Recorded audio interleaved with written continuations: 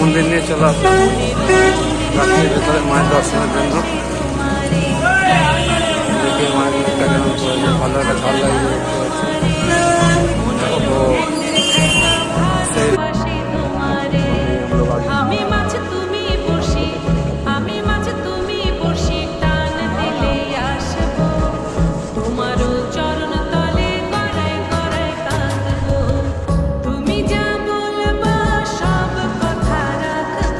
आ गया मम्मी के पास।